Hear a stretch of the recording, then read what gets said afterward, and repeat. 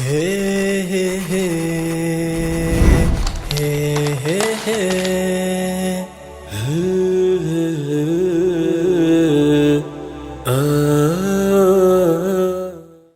alaikum wa rahmatullahi wa barakatu.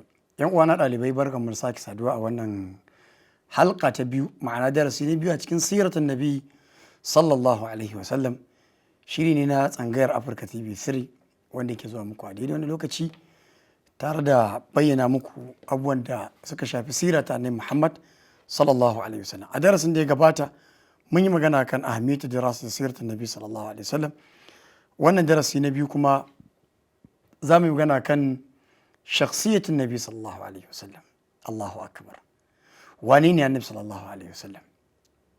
A nan wannan darasi yana kunshe da nasabar annabi sallallahu alaihi wasallam, bayani akan mahaifansa, kakanninsa, shayarwar da aka ma annabi sallallahu alaihi wasallam, baffanninsa da sauran haihuwar annabi sallallahu alaihi wasallam da sauran abubuwa da za mu tattauna a cikin wannan halka insha Allah ta'ala. Abu na farko yan uwa na ɗalibai, nasabar manzo Allah sallallahu alaihi wasallam ita ce Muhammad bin Abdullah sallallahu alaihi wasallam, bin Abdul Muttalib, bin Hashim, bin Abd Manaf, bin Qusay, bin Kilab, bin Murra, bin Ka'b, bin Lu'ay, bin Ghalib, bin Fihr, bin Malik, bin Nadar, bin Kinana, bin Khuzaima, bin Mudraka, bin Ilyas, bin Mudar, bin Nadhar, bin Ma'ad, bin Adnan. Kamar yadda Imam al-Bukhari ya rawaito wannan hadisi a cikin littafinsa. Wannan nasaba ta annabi sallallahu alaihi wasallam ya da kyau mu sake maimaita ta saboda likai tastaqirra fi masami'ina. Huwa Muhammad bin Abdullah bin Abdul Muttalib bin Hashim bin Abd Manaf bin Qusay bin Kilab bin Murra bin Ka'b bin Lu'ay bin Ghalib bin Fihr bin Malik bin Nadar bin Kinana bin Khuzaima bin Mudrika bin Ilyas bin Mudar bin Nadhar bin Ma'ad bin Adnan, wanda ita ce nasabar manzon Allah sallallahu alaihi wasallam kamar da hadisin Bukhari. Wa Adnan min nasl Isma'il az-Zabih bin Ibrahim alaihi salatu wassalam. Adnan nan daga tsatson annabi Isma'il ne, dan annabi Ibrahim, Allah ta'ala ƙara masu aminci. Da haka fa Rasulullah sallallahu alaihi wasallam khiyarun min khiyarin min khiyar. Annabi sallallahu alaihi wasallam zababbe ne. Allah ya bi zabe shi daga zababbu kuma ya ƙara zabarsa daga zababbu. A nan za mu faɗi wata fa'ida da annabi sallallahu alaihi wasallam yake faɗi a ƙarƙashin hadisin Wasila ibn Asqa, yake cewa inna Allah astafa kinanata min walad Isma'il واصطفى قريشا من كنانة واصطفى من قريش بني هاشم واصطفاني من بني هاشم. رواه مسلم. Nabi sallallahu alaihi wasallam yake cewa Allah ya zaɓi Kinana daga 'ya'yan annabi Isma'il, sannan ya zaɓi kuma Quraish daga 'ya'yan Kinana, ya zaɓi Quraish daga Banu Hashim, ni kuma ya zaɓe ni a cikin Banu Hashim sallallahu alaihi wasallam. Mahaifin manzo Allah sallallahu alaihi wasallam sunansa Abdullahi ibn Abdul Muttalib wa kana ajmalu shabab Quraish. Abdullahi ibn Abdul Muttalib shine mahaifin manzo Allah sallallahu alaihi wasallam, ya kasance mafi kyawun matasan Qurayshawa. Mahaifin Annabi sallallahu alaihi wasallam kyakkyawa ne, ya kasance mafi kyawu daga cikin matasan Larabawa na Qurayshawa. Ummuhu, mahaifiyar Annabi sallallahu alaihi wasallam, Aminatu bintu Wahab, kana abuha sayyidu bani Zuhra sharafan wa hasaban. Mahaifiyar Annabi sallallahu alaihi wasallam ita ce Aminatu yar Wahab, babanta yana daga cikin jagorori wanda suka fi kowa matsayi a cikin kabilar bani Zuhra. Allah ta'ala ya sanya wannan mahaifiya ta manzo Allah sallallahu alaihi wasallam ta fito a cikin wannan kabila din. Jadduhu, kakan Annabi sallallahu alaihi wasallam shine Abdul Muttalib bin Hashim, huwa sayyidu qabilat Quraish, shine jagoran Qurayshawa. Lahu khisalun karima, yana da babban kyawawan ɗabi'u. Wa qad ishtahara bi hafri bi'r zamzam, ya shahara da kula da zamzam da kuma tonata. In an samu ta yi ƙasa yana shiga a yashe ta. Kakan Annabi sallallahu alaihi wasallam Abdul Muttalib wannan shine da abin da ya shahara da shi. Mauliduhu sallallahu alaihi wasallam, haihuwar annabi sallallahu alaihi wasallam, wannan yana daga cikin gaɓoɓi masu muhimmanci kuma masu matsayi a cikin wannan darasi ne. Wulidin nabi sallallahu alaihi wasallam fi yawmi ithnain, an haifi annabi sallallahu alaihi wasallam a rana ta 12 a abin ranar litinin afwan lisna ta 10 lailatan khalat min shahr rabiul awwal, a rana ta 12 dare na 12 a watan rabiul awwal. wa qila li 9, wasu malamai suka ce 9 ga wata, wa qila li 8, wasu suka ce 8 ga wata, wa qila ghayr dhalik, wasu malamai ba sun faɗi abinda ba wannan ba. min amil fil, an haife shi ne a shekarar giwaye. wa qissatu ashabul fil ma'rufatun zakara al-Qur'an al-Karim, labarin mutanen giwa sananne ne a cikin suratul fil, kowa san da wannan a cikin alqur'ani. alam tara kayfa fa'ala rabbuka bi ashabil fil alam yaj'al kaydahum fi tadlil wa arsala alaihim tayran ababil tarmihim bihijaratin min sijil faja'alahum ka'asfin ma'kul. وذلك أن أبرهة ملك اليمن أراد أن يهدم الكعبة فساق إلى شوغبان سركين هبشة يمن عفوا أبرهة يا يزودي رندنسا ينا سيروس لكن كعبة فساق إليها جيشا عظيما ومعهم فيل يزود سوجوجين سما سيوا تارد جيوا فرد الله كيدهم وحفظ الكعبة الله يمس da kaidin su ya kuma tsare mutuncin Ka'aba. wa rasulullahi sallallahu alaihi wasallam la yazalu janinan fi batni ummihi, manzo Allah sallallahu alaihi yana cikin mahaifiyarsa, ba a haife shi ba lokacin da aka yi wannan waqi'a ta abinan fil. annabi sallallahu alaihi ba a haife shi ba lokacin. allati ra'at hina wada'at nurun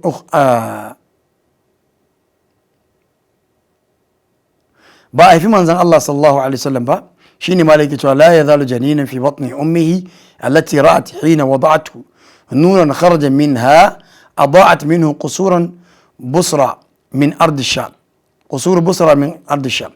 lokacin manzo Allah sallallahu alaihi yana cikin mahaifiyarsa ba a haife shi ba, amma da aka haife shi sai daga haske tun daga busra har zuwa sham, duka an ga haske ya bayyana a gari lokacin da aka haifi annabi Muhammad sallallahu alaihi wasallam. wa mata abuhu Abdullah, mahaifin manzo Allah sallallahu alaihi Abdullah ya rasu. wa huwa la yazalu janinan fi batni ummihi, ya rab, lokacin kuma manzo Allah sallallahu alaihi ya cikin mahaifiyarsa ba ma haife shi ba lokacin da babansa ya bar duniya. alal arjah, wannan shine kauli mafi rinjayi na malamai. falamma wulida kana fi hijr jaddihi Abdul Muttalib yar'ahu wa yanzuru hajatahu huwa wa ummu. lokacin da aka haifi annabi sallallahu alaihi wasallam bai gushe ba yana karkashin kulawar kakansa Abdul Muttalib da kuma mahaifiyarsa, su suke ta kula da shi. to akwai fa'ida da ya kamata mu tsake kula da ita, cewa yin maulidi a ranar 12 ga watan Rabiul Awwal baya da asali a musulunci, yana daga cikin bid'a ta mutanen Fatimiyyin, yan Shi'a na Fatimiyyin su suka kirkiro wannan abun, kuma dukkanin malamai ma'abuta ilimi sun yi nesa ta kansu da wannan aiki na maulidi a ranar da aka haifi manzon Allah sallallahu alaihi wasallam, saboda baya daga cikin abin da Allah ta'ala ya ce ayi, kuma baya daga cikin abin da manzon Allah sallallahu alaihi wasallam ya ce ayi. gaba ta uku a wannan darasi ita ce ko gaba ta hudu kenan ko bayan nasabar annabi sallallahu alaihi wasallam sai kuma bayanin haihuwarsa, sai gaba ta uku shine marda'atihi sallallahu alaihi wasallam, shayewar da aka yi manzon Allah sallallahu alaihi wasallam. Suwaiba maulatu Abi Lahab, akwai Suwaiba wadda da Hausa muke cewa Suwaiba, ta shayar da manzon Allah sallallahu alaihi wasallam, sannan kuma ita maula ce ta Banu Lahab, Abi Lahab. sannan Halimatu binti Abi Khuzaima, sannan Halimatu binti Abi Dhu'aib, ita ma ta shayar da manzon Allah sallallahu alaihi wasallam, ita ce Halimatu Sa'adiyya da muke faɗi. to sai malai ce awwal man arda'atu Suwaiba maulatu Abi Lahab, ta farko ita ce Suwaiba, ita ta shayar da manzon Allah sallallahu alaihi wasallam. wa kanat qad arda'at qablahu Hamza bin Abdul Muttalib, kafin ta shayar da Annabi sallallahu alaihi wasallam ta shayar da baffansa Hamza ibn Abdul Muttalib. sannan Halimatu Sa'adiyya ita ma ta biyu, ja'at niswatu bani Sa'ad bin Bakr yatlabna atfalan yurdi'uhunna, aw yurdi'nahum matan bani sa'ad sun zo suna neman ya'ya a cikin birni, su suna zaune ne a karkara, sun zo suna neman yara wanda za su shayar da su a dinga biyan su. fakanan radi'ul mubarak sallallahu alaihi wasallam, manzo Allah sallallahu wannan shekarar shine fi kowa zama mai albarka wanda aka dauka, aka tafi da su daji ko aka tafi da su ƙauyuka dan aje a shayar da su. Hikimar larabawa kan wannan shine su nisanta da cututtukan birni, kuma su je su saba da garkuwar jikinsu ta samu, sa'annan kuma su iya larabci tsagwaransa wanda bai gurbata da na baki da suke shigowa cikin gari ba. Sannan ita Halimatu Sa'diya sai ta ɗauki manzon Allah sallallahu alaihi wasallam. wasu muzaujaha Abu Kabsha shine mijinta. ودارت البركات على أهل ذاك البيت الذي أرضعوه مدة وجوده بينهم. البركة تامي جدا من زن الله صلى الله عليه وسلم كشاهد شيء جدا حليمة السعدية جدا ميجنتا أبو كبشة da dukkan dangin da suke kusa da su sun ga albarkar manzon Allah sallallahu alaihi wasallam duka ta mamaye su. wa qad makatha fihim ma yarbu ala 4 sanawat. Annabi sallallahu alaihi wasallam yayi takriban shekara 4 ana kula da shi a gidan Halimatu Sa'diya. wa dhakar ahli siyar annaha kanat arda'at Hamza bin Abdul Muttalib fayakunu qad rada'a ma'a Rasulullah sallallahu alaihi wasallam min jihatayn. Wasu malaman sira na cewa ita Halimatu Sa'diya ta shayar da Hamza ibn Abdul Muttalib, sai zama kenan sun haɗu da Hamza da Annabi sallallahu alaihi wasallam wajen mai shayarwa guda biyu, ta farko Suwaiba, ta biyu kuma Halimatu Sa'diya. nash'atun nabi sallallahu alaihi wasallam yatiman, manzo Allah sallallahu alaihi wasallam ya rayu a matsayin maraya, ita ce gaban mu ta 4. tuwafa abuhu sallallahu alaihi wasallam huwa hamil. Annabi sallallahu alaihi wasallam babansa ya rasu alhali manzo Allah sallallahu alaihi wasallam ya cikin mahaifiyarsa. wa qila wa lahu shahrani, wata ruwaya ta ce an haife shi yana da wata 2. wa qila 7 ashhur, wata ruwaya kuma ta ce yana dan wata 6, babansa 7 ashhur, yana dan wata 7 babansa ya rasu. amma abin da firin jayi shine yana cikin mahaifiyarsa. wa matat ummuhu wa huwa ibn 4 sinin. Annabi sallallahu alaihi wasallam mahaifiyarsa ta rasu yana dan shekara 4.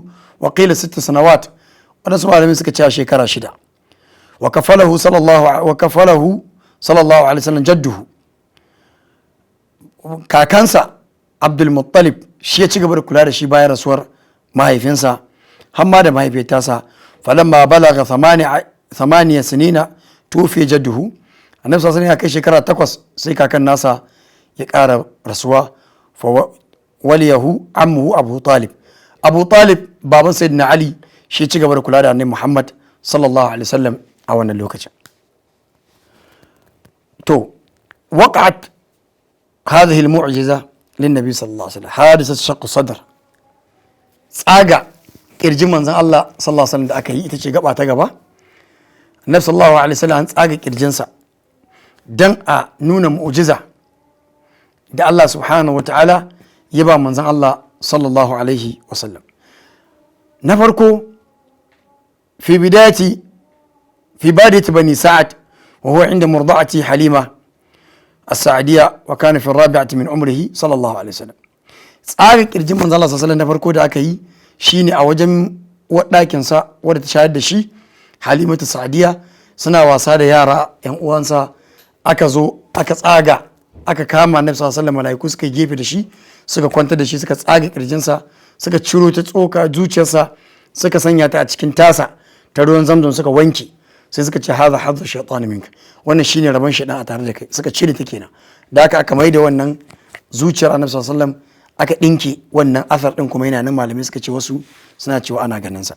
sannan na biyu an tsaga kirjin Annabi sallallahu alaihi wasallam kanat fi lailati al-isra kama rawa dhalika al-bukhari wa muslim.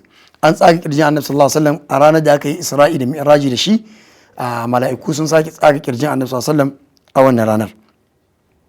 dalilin wannan shine hadisin Imam Muslim da ya zo a cikin sahihinsa, hadisin Anas ibn Malik Allah kara masa yadda, yana cewa Jibril ya zo ji manzon Allah sallallahu alaihi wasallam wa huwa yal'ab ma'al ghilman, yana wasa da yara abokansa.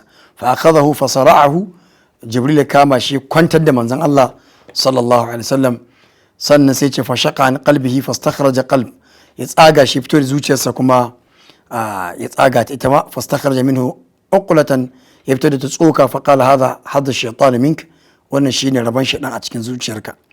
summa ghasalahu fi dast, ya sake wanke shi da wannan a cikin wannan tasa din min zahabin bima'in zamzam, ya wanke ta da ruwan zamzam aka mai manzo Allah sallallahu alaihi wasallam da zuciyarsa.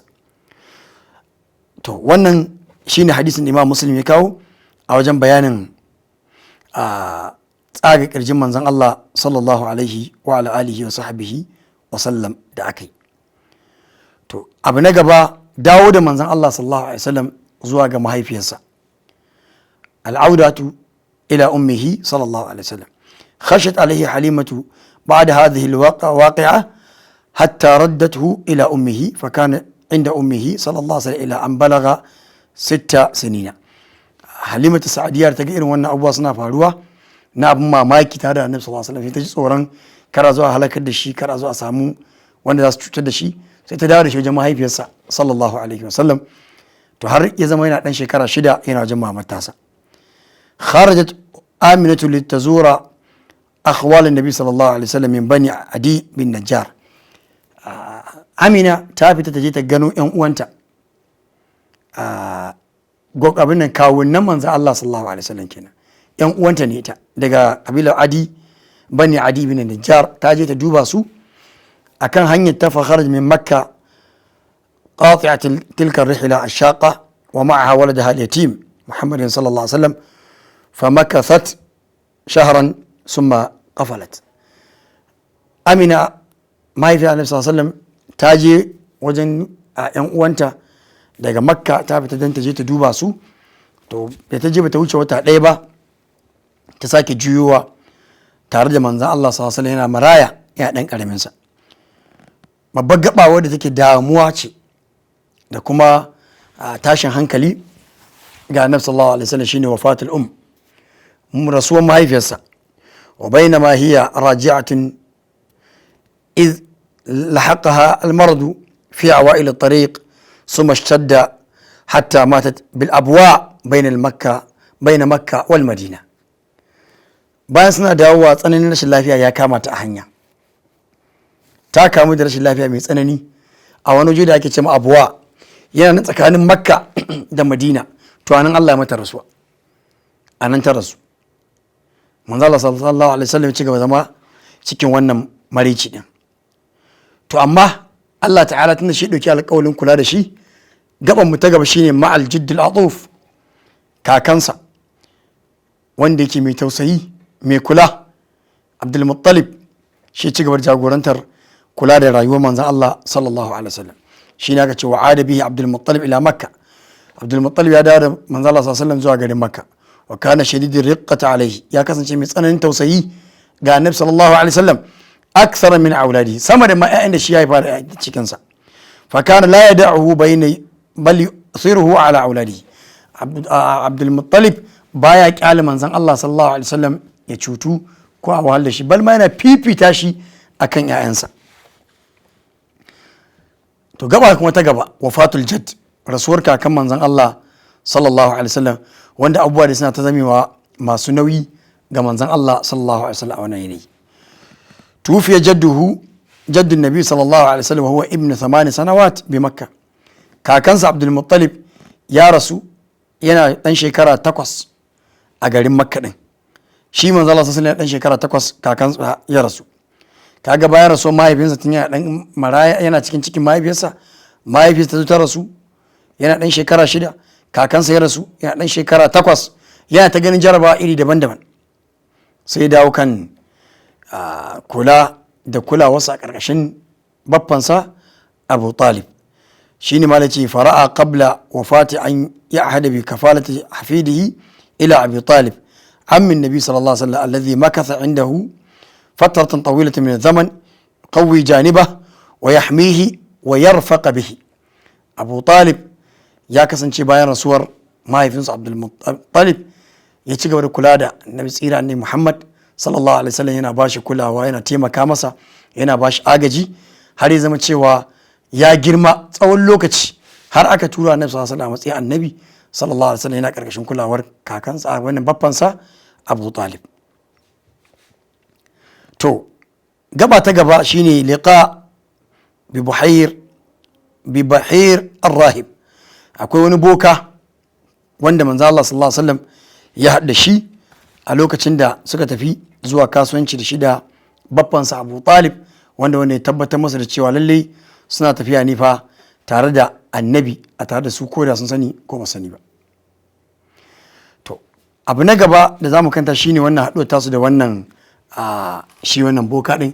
lamma balaga rasulullahi sallallahu alaihi wasallam 12 shahran sana, yayin da manzo Allah sallallahu alaihi wasallam ya kai shekara 12, irtahala bi Abu Talib tajiran ila Sham.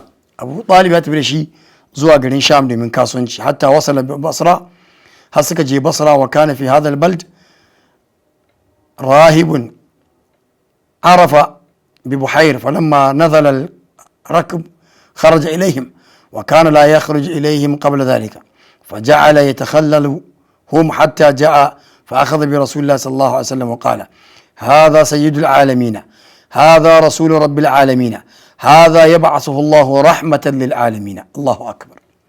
wannan boka da yake wannan waje da ake cewa Buhair bai kasance yana fitowa don ya kalli mutane ba ko ya dinga taron su ko yana hira da su ba, amma yayin da su Abu Talib suka zo da manzon Allah sallallahu alaihi wasallam wannan wajen, sai gashi ya fito yana tsallaka mutane, yana shiga can har sai da ya zo kawo manzon Allah sallallahu alaihi wasallam, sai ce wannan shine jagoran talikai, wannan shine annabi talikai gaba daya, manzon talikai, wannan ne Allah ta'ala zai turo nan gaba ya zama cewa shine annabi a bayan ƙasa wanda zai zama rahama ne ga talikai gaba daya.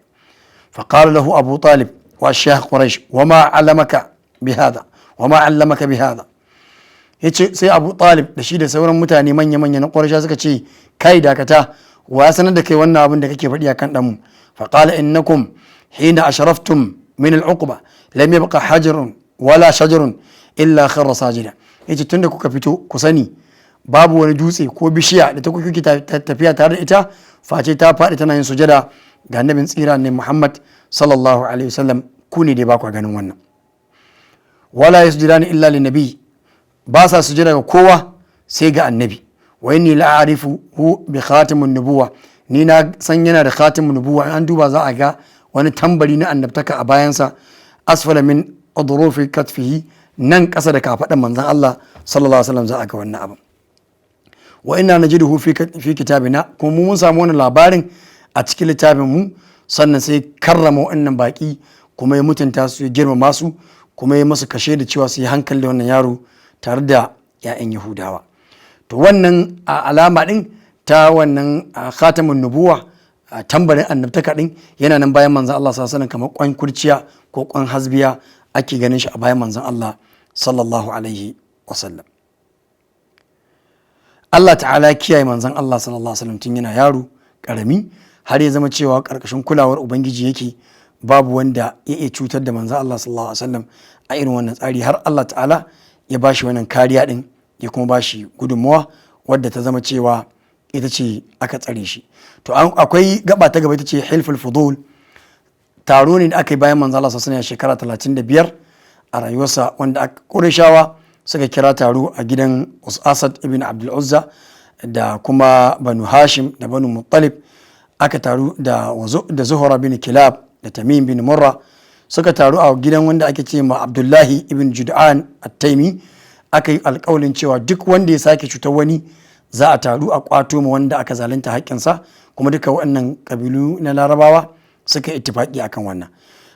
Imam al-Baihaqi ya rawaito hadisi wanda Sheikh Muhammad Nasiruddin Albani inganta shi daga hadisin Talha ibn Abdullah ibn Auf, yake cewa manzon Allah sallallahu alaihi wasallam ya cewa: laqad shahidtu fi dar Abdullah ibn Jur'an hilfan ma uhibbu anna li bihi humrul ni'am walau ud'a bihi fil islam la ajabtu. manzo Allah sallallahu alaihi wasallam an kira mu taro a gidan Abdullah bin Jud'an, wanda aka kira alƙawali ne saboda taro domin a kwato ma duk wanda ya zalunci wanda daga cikin kabilun Larabawa, to a taro a kwato ma wancan haƙƙin sa a gare su. yace na fi soyuwa, wannan taron ya fi mun soyuwa kan dabbobi na ni'ima, ko yanzu aka kira ni manzo Allah sallallahu alaihi wasallam yake cewa zan ji. to wannan shine karshen wannan darasi namu a wannan rana, sai kuma kiyaye wadda Allah subhanahu wa ta'ala ya annabi sallallahu alaihi wasallam da ba shi kulawa da yayi har ya zama cewa annabi sallallahu alaihi wasallam ya samu kariyar Allah subhanahu wataala. anan zamu dakata da wannan darasi namu ne. Hadha wa billahi tawfiq wa sallallahu wa sallam ala nabina Muhammad wa ala alihi wa sahbihi wa sallama tasliman kathira. Wa assalamu alaikum wa rahmatullahi wa barakatuh. Hey, hey, hey, hey, hey, hey.